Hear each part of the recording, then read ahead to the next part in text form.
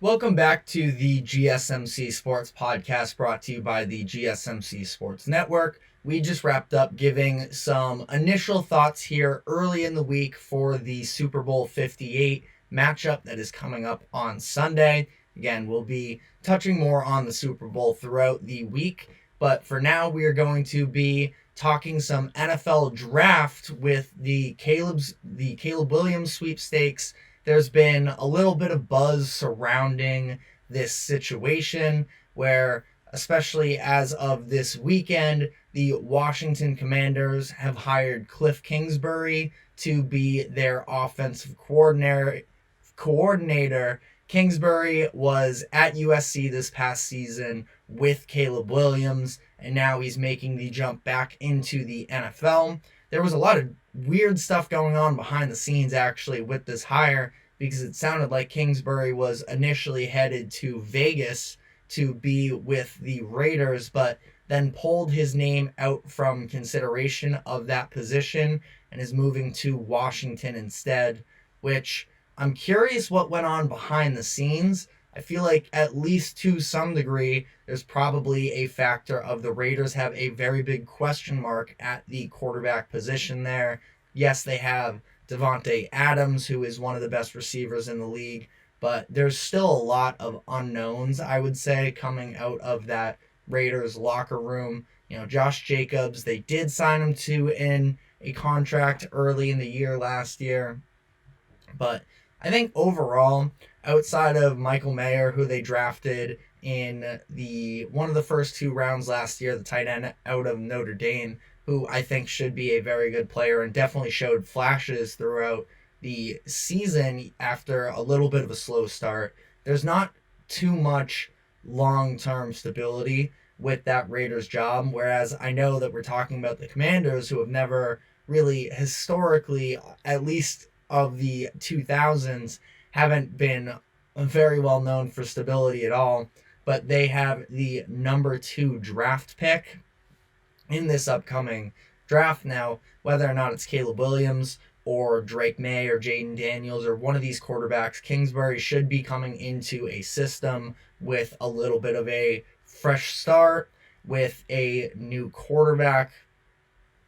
But that's where some of this drama sort of started ramping up, is with the Kingsbury hire and the Commanders being very, very open about the fact that they need a solution at quarterback, and the fact that they are right within striking distance of being able to put together about just as good of a package for that number 1 pick in Caleb Williams as anybody else in the NFL can, just based off of this season's draft capital.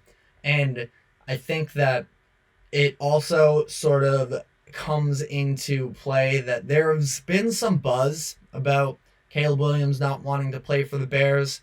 And I know that the Bears are another organization that haven't necessarily been the most put together, but I don't think that this is a bad situation that a quarterback could fall into as far as a number 1 pick goes. Now, Caleb Williams and his father and his camp all put out the idea of the fact that he has another year of eligibility, Caleb Williams does, so that if he didn't like the team that was going number 1 overall, he could potentially go back to college, make NIL money, and wait it out another year.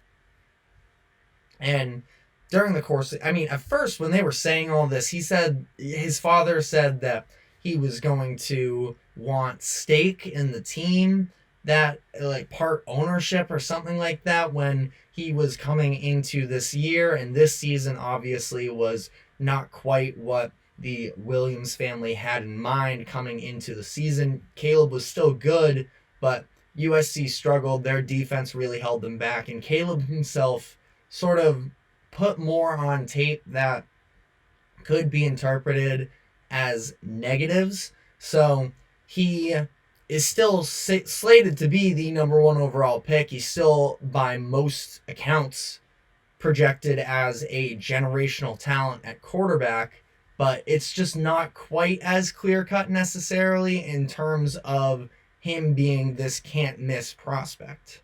So the Bears get the number 1 pick. Supposedly there is some buzz that he doesn't want to go to the Bears. Now, there was this one Twitter account that sort of put this out there, and Emmanuel Acho, H-O, from FS1, he fully dove into it and bought into it, made a whole TikTok, and the Twitter account ended up being fake, so he sort of got duped on that one. But there has been a considerable amount of different people sort of saying similar things, so I don't know how much validity there is to whether or not Caleb is that against going to the Bears franchise. So, they haven't come out in their camp themselves and said that it's true or false. So again, take that all with a grain of salt. But that is just sort of another factor that boils into this question of whether or not the Bears will be trading the number 1 overall pick. In my opinion, I think that they should keep the number 1 pick and they should draft Caleb Williams. It sounds like early impressions is that's what they are hoping to do. But again, if Caleb is so anti-Bears that he's not willing to play, then maybe their hand will be forced. But assuming that's not the case, I think that it only makes sense for the Bears to take him, reset that quarterback rookie contract. And if that's your only argument is the rookie quarterback contract, I disagree. Because the most important thing is getting a guy at the position. But I don't necessarily think that Justin Fields has shown that he can be a high-level franchise quarterback. And I like Justin. I came into the year not liking Justin Fields so much, but he definitely showed a lot more promise this year than he has in previous seasons. So I think that he made somewhat more of an argument for the Bears to hold on to him.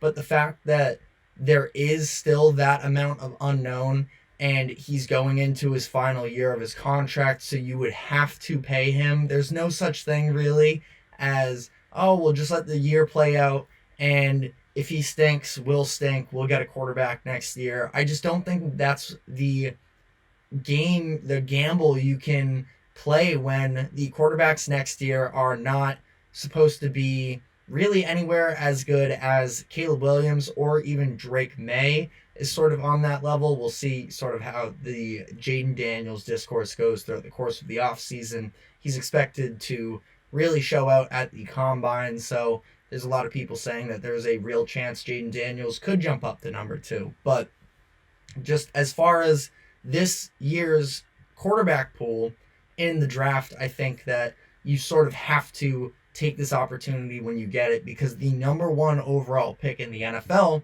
doesn't come around very often whatsoever.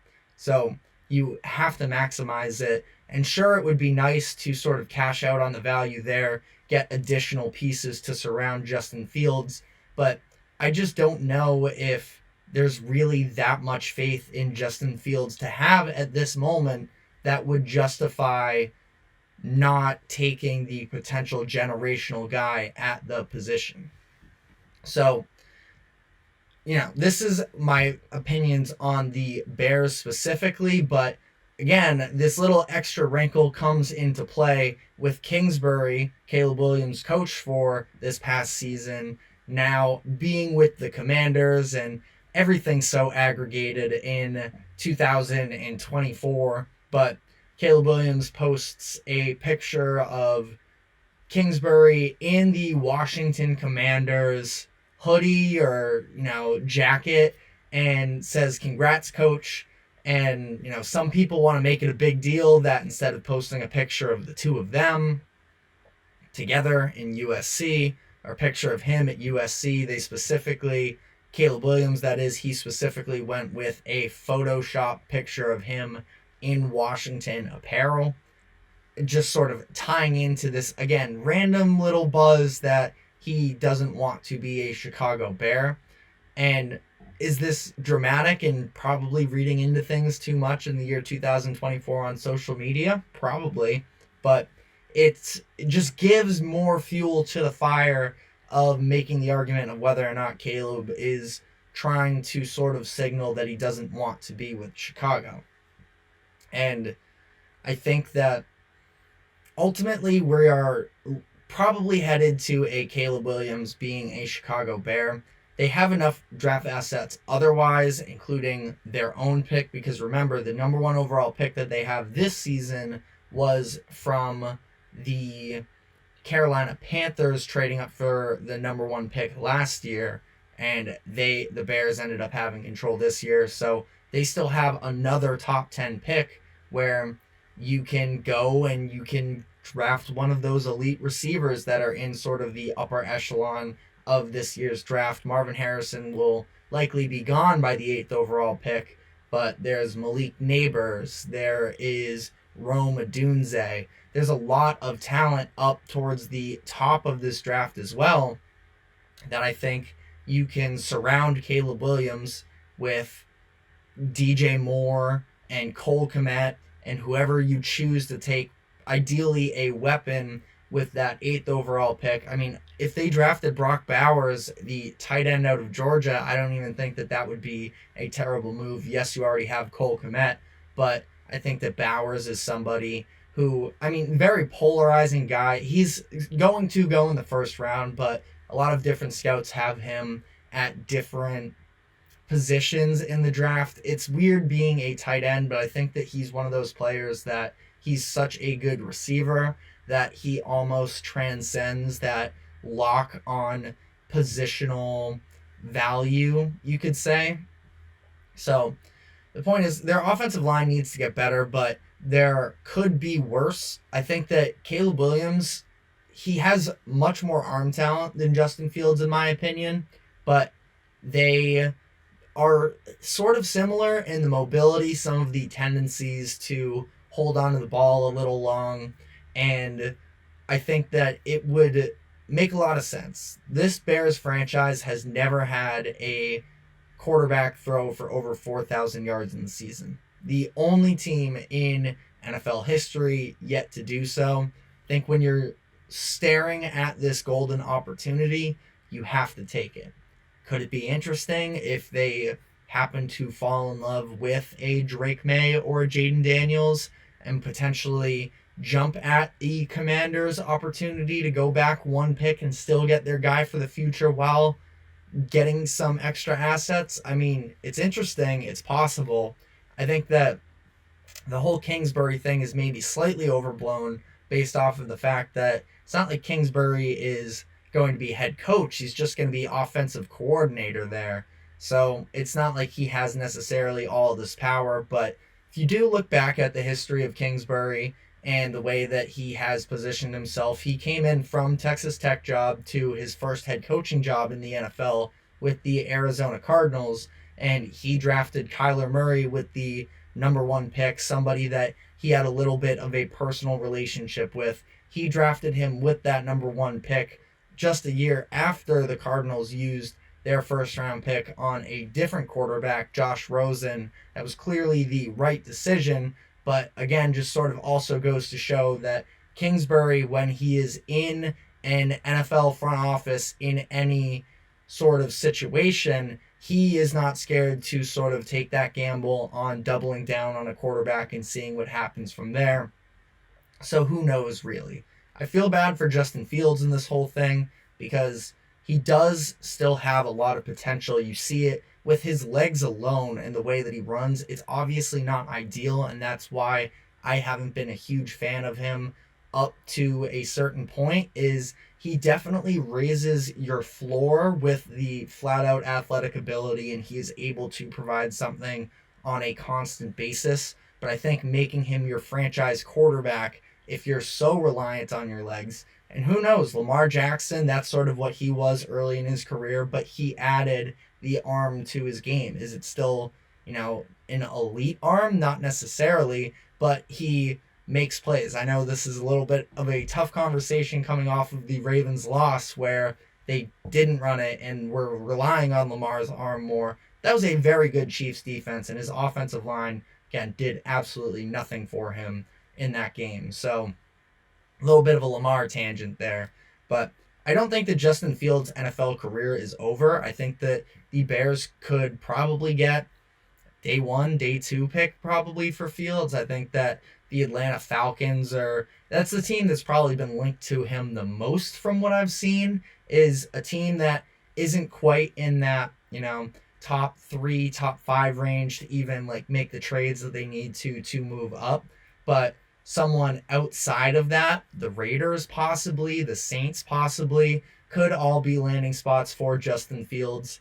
And I think that it'll be fun. He needs this fresh start, I think, somewhere else. I know that he liked it in Chicago, but just a lot of sort of turmoil the way that this whole thing is played out, especially on social media. If you see within the Chicago Bears fandom, there is a lot of polarization about this topic. So, I think it'll be fun having that chip on your shoulder type player. He absolutely deserves another chance, but I think this is too big of an opportunity for the Bears to possibly make an upgrade at the position and save themselves the very large payday they would have to give to Fields if they do decide to stick with him. So we'll definitely be getting more on this NFL draft talk as the time comes, but there was just this little extra bit of juice that was getting in with the Kingsbury hire over the weekend, and with, again, that stupid social media stuff that goes on that we read into definitely more than we should. So that is it for that. We are going to be taking another break, and when we come back on the other side, we're going to be getting into some NBA with the trade deadline coming up this week. So I will be giving my thoughts on which teams I think should be making moves, so stick with us for that.